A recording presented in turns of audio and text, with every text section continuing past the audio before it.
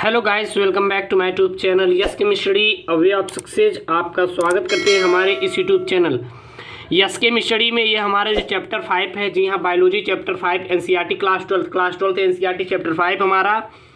ठीक है, हम लोग जो वंशा गति पढ़ रहे थे उसका हमारा ये सबसे लास्ट पार्ट है, 18वां पार्ट है हमारा, 18वां पार्ट है हमारा। सभी पार्ट आपको हमारे चैनल के प्लेलिस्ट में मिल जाएंगे, जहां पर आपको 1 से लेकर 18 तक पूरा कंप्लीट पार्ट दिया गया है। आज हमारे चैप्टर 5 का लास्ट पार्ट है और यहाँ पे आज हमारा पूरा चैप्टर क्लोज हो जाएगा। कोई भी टॉपिक छूटता है तो आप कमेंट कीजिए, मैं उसको भी वहाँ पे क्लियर करूँगा। इसको जो यहाँ पे पढ़ा रहे हैं इसको मैं फ़ोटो खींचकर मेरे टेलीग्राम चैनल, इसका नोट्स टेलीग्राम चैनल, हमारे चैनल का नाम क्या है तो नोट कर लीजिए, SKM स्टडी। किस पे मिलेगा? टेलीग्राम आप प्ले स्टोर से डाउनलोड कर लीजिएगा, SKM स्टडी पर आपको मिलेगा, SKM स्टडी पर आपको मिलेगा।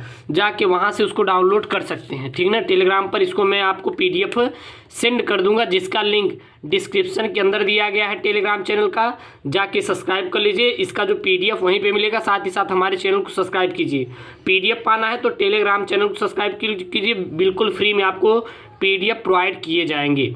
तो आज हमारा जो टॉपिक है, लिंग गुणसूत्र पर उपस्थित जीन्स के परिवर्तन द्वारा उत्पन्न रोग। अभी तक हम लोग कायिक गुणसूत्र में परिवर्तन द्वारा उत्पन्न रोग जाने थे, फिर दैहिक में, अब हम लोग जानेंगे लिंग गुणसूत्र। सर्वप्रथम जानते हैं कितने होते हैं, तो आप जानते हैं कि कुल मिला के मानव शरीर में 46 गुणसूत्र पाए जाते हैं।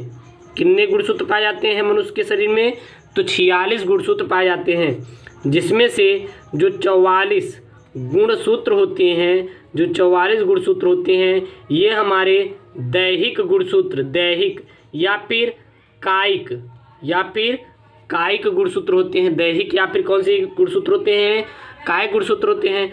और जो हमारे 2 गुणसूत्र होते हैं, ये हमारे कौन से गुणसूत्र होते हैं? लिंग गुणसूत्र होते हैं, लिंग गुणसूत्र होते हैं। तो मनुष्य के शरीर में, मानव शरीर में हमारे 46 गुणसूत्र पाए जाते हैं, जिसमें से 44 गुणसूत्र दैहिक गुणसूत्र और 2 गुणसूत्र हमारे क्या होते हैं?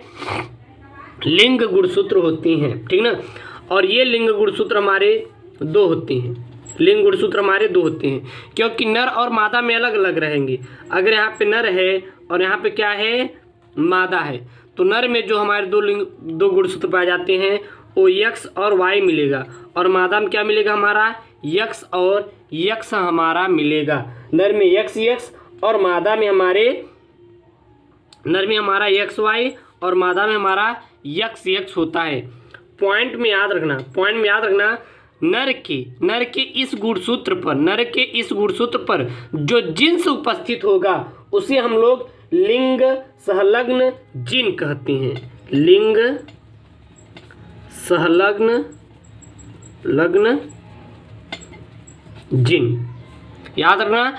इस गुणसूत्र पर यानी कि नर के या फिर मादा के गुणसूत्रों पर जो हमारे क्या होंगे उपस्थित, जीन्स जो उपस्थित होंगे उसे हम लोग लिंग संलग्न जिन कहते हैं, ठीक ना। और इस पर जो लक्षण उपस्थित होंगे उसे हम लोग लिंग संलग्न लक्षण कहते हैं।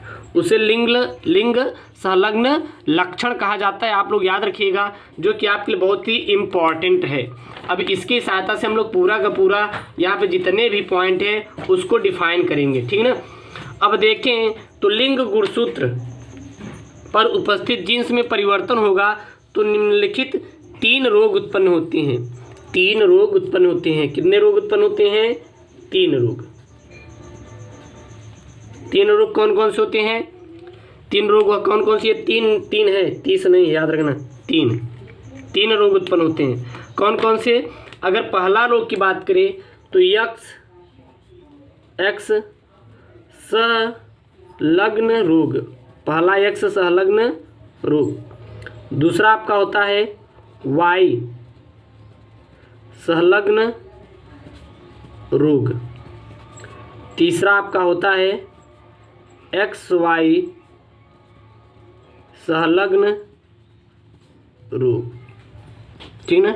एक होता है X संलग्न संलग्न रोग, और दूसरा हमारा वाई संलग्न रोग, और तीसरा जो हमारा होता है वो होता है हमारा एक्स वाई संलग्न रोग। अब देखिए यहाँ पे हमारा क्या है, यक्ष संलग्न रोग। यक्ष संलग्न रोग क्या होता है, ऐसा रोग जिसका जीन यक्ष संलग्न पर उपस्थित होता है उसे हम लोग यक्ष संलग्न रोग कहते हैं। देखिए ये आपके बुक में, ये आपके सिलेबस में है, और ये दोनों आपके सिलेबस में नहीं दिए गए हैं। याद रखना, यक्ष संलग्न रोग आपके सिलेबस में है, लेकिन यक्ष और वाई संलग्न रोग आपके सिलेबस में नहीं है। लेकिन फिर भी हम आपको बता दे रहे हैं यक्ष संलग्न रोग क्या होता है। तो यक्ष संलग्न रोग आपका होता है, अगर इसमें लिखें तो ऐसे रोग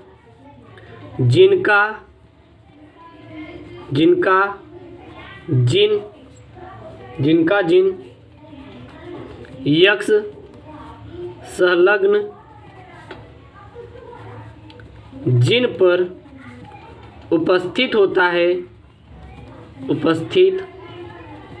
है उसे एक्स संलग्न रोग कहते हैं। तो उसे हम कौन सा रोग कहते हैं, उसे एक्स संलग्न रोग कहते हैं, याद रखना, ठीक ना। और वाई संलग्न रोग ऐसे रोग जिसका जीन वाई संलग्न जीन पर उपस्थित होता है उसे हम लोग वाई संलग्न जीन कहते हैं। और ऐसा रोग जिसका जीन यक्स वाई दोनों संलग्न जीन पर उपस्थित होता है उसे हम लोग एक्स वाई संलग्न रोग कहते हैं। और इसमें हमारे कौन कौन से होते हैं, जैसे हमारे कौन कौन से इसके कारण उत्पन्न रोग होते हैं, वो हमारा उत्पन्न होता है वरांधता और हमारा हीमोफीलिया। यह रोग हमारा उत्पन्न होता है, याद रखना, ठीक ना। हमारा कौन कौन से रोग उत्पन्न होते हैं, वरांधता और हीमोफीलिया। यक्ष संलग्न रोग से जब कोई भी रोग का यक्ष के ऊपर आ जाए तो वहाँ पे दो रोग उत्पन्न होंगे, वरांधता और हीमोफीलिया। तो सर्वप्रथम हम लोग जानते हैं कि हमारा हीमोफीलिया रोग क्या होता है। हिंट डाल लेते हैं, हीमोफीलिया, ये हमारा हीमोफीलिया रोग क्या होता है। तो याद रखना, जब इसका जीन मतलब किसका, हमारा हीमोफीलिया का जीन यक्ष पर उपस्थित होता है, यक्ष जीन पर उपस्थित होता है, तब हीमोफीलिया रोग उत्पन्न होता है तथा यह अप्रभावित रूप से वंशागति होता है। लिखेंगे, जब इसका जीन यक्ष संलग्न पर उपस्थित यानी कि यक्ष यन, क्योंकि इसका हमारा मान यन है तो इस पे किस पे आ गया, हमारा यक्ष के घाते यन हो गया, क्योंकि यक्ष पर ही उपस्थित है ना, उपस्थित होता है, तब हीमोफीलिया रोग उत्पन्न होता है। तब कौन सा रोग उत्पन्न होता है, हीमोफीलिया रोग उत्पन्न होता है, तथा यह अप्रभावित रूप से वंशागत होते हैं। और ये कैसे वंशागत होते हैं, तो ये हमारे अप्रभावित रूप से क्या होते हैं, वंशागत होते हैं, ठीक ना। जैसे कि मान लीजिए, जब ये हीमोफीलिया के जीन जब अप्रभावित रूप से यानी कि दोनों गुणसूत्र उपस्थित होगा, यक्ष यन और यक्ष यन मादा में अगर उपस्थित होगा तो मादा में हमारा क्या रहेगा, हीमोफीलिया रोग उत्पन्न होगा। अगर हमारा मादा के कोई एक ही पर यह जीन पर उपस्थित होगा तो यह जो मादा होगी यह हमारी रोगी किससे रोगी ग्रसित होगी हीमोफीलिया से। लेकिन जब इसका जीन मादा के केवल एक ही गुणसूत्र पर उपस्थित होता है तो जो मादा होती है वाहक का कार्य करती है। वाहक मतलब कि यह हमारे किसी एक यानी कि यह हमारी वंशागति कराती है, एक वंश से दूसरे वंश में ले जाती है, तो ये वाहक का कार्य करती है। अगर कोई नर है, नर में आप जानते हैं कि x और y होता है। अगर x के घाते है, क्योंकि x पे ही होगा, y पे बिल्कुल भी नहीं होगा। अगर x के घाते n है और y है तो ये जो नर होगा यह हमारा हीमोफीलिया से क्या होगा, यह ग्रसित रोगी होगा। क्या होगा, ग्रसित रोगी होगा। ठीक है ना, याद रखना, क्योंकि चाहे इसके एक ही पर रहे, y पे रहे या फिर न रहे, तो ये ग्रसित होगा। मादा पे दोनों में होने चाहिए तभी ग्रसित होंगे। मादा किसी एक पर होगा तो यह ग्रसित न होकर ये वाहक का कार्य करेगी। अगर नर के किसी पर नहीं है तो नर कैसा रहेगा, सामान्य रहेगा। क्या रहेगा, हमारा सामान्य रहेगा। इतना आप लोग याद रखिए, जो कि आप लिए क्या है, बहुत ही इम्पॉर्टेंट है। ठीक है ना। अब चलिए हम लोग इसकी वंशागति कराते हैं। क्या कराते हैं, वंशागति। वंशागति कैसे कराते हैं, मान लीजिए वंशागति ऐसे कराएंगे कि जब किसी भी पुरुष जो कि पुरुष हमारा क्या है, हीमोफीलिया से ग्रसित है, हमारे कोई भी हमारे क्या है, नर है, और वो क्या हमारा हीमोफीलिया से ग्रसित है, इसकी शादी ऐसे मादा से करा दी जाती है जो कि वाहक का कार्य करती है, बल्कि ग्रसित नहीं है, सिर्फ और सिर्फ क्या है, वाहक का कार्य कर रही है। तो उसके जो बच्चे होंगे, क्या बताइए, उसके बच्चों में क्या क्या हमारे ग्रसित होंगे या फिर नहीं। तो आप जानते हैं कि पहले इनका सर्वप्रथम क्या होगा, अर्धसूत्री विभाजन होता है, x के घातीय n और y हो जाएंगे, ये भी हमारा होगा। अब चाहे कैपिटल में लिखिए चाहे हमारा स्मॉल में लिखिए। ठीक है ना। अर्धसूत्री विभाजन होता है तो इससे क्या बनाते हैं, हमारे युग्मक बनाते हैं।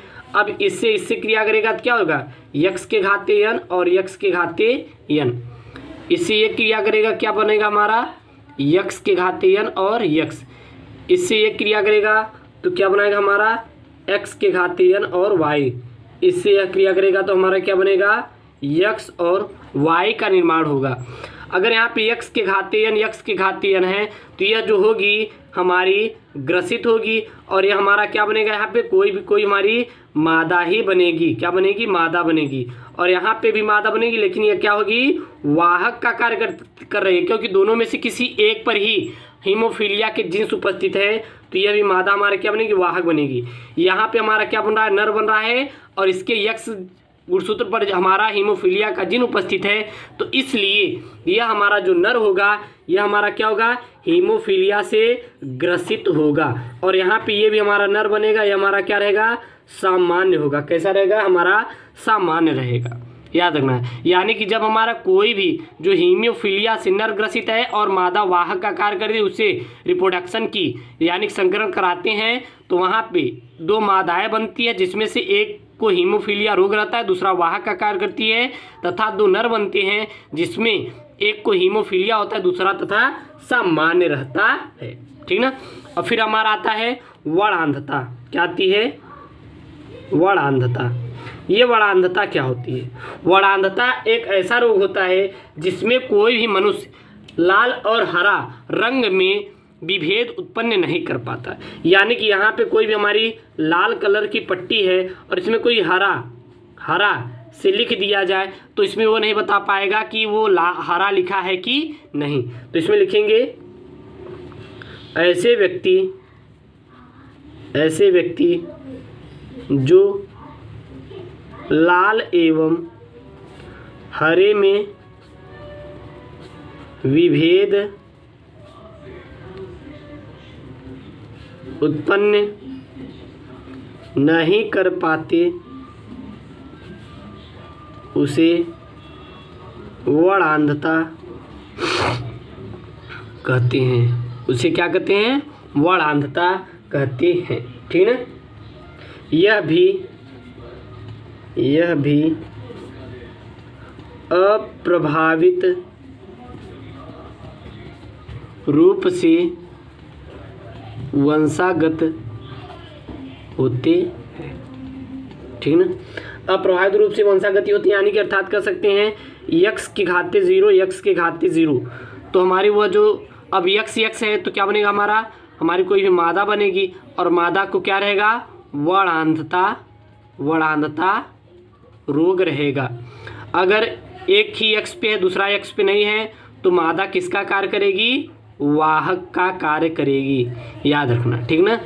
अगर हमारा नर है तो यक्स के खाते 0 है और वाई पर कोई भी जीन उपस्थित नहीं है वर्णांधता का, तो हमारी जो नर रहेगा क्या रहेगा, वर्णांधता रहेगा। अगर उस जीन के यक्स और वाई, उसके नर के यक्स और वाई गुणसूत्र के ऊपर कोई भी वर्णांधता का हमारा जीन उपस्थित नहीं है तो नर क्या रहेगा, सामान्य रहेगा। तो मेरे प्यारे दोस्तों ये हमारा 18वां पार्ट है क्लास 12th बायोलॉजी चैप्टर 5 का, इम्पॉर्टेंट है, हमारा लास्ट वाला पार्ट है और आज ये हमारा चैप्टर खत्म होता है। अब हम लोग नेक्स्ट चैप्टर की ओर चलेंगे। ओके दोस्तों, थैंक यू, जय हिंद।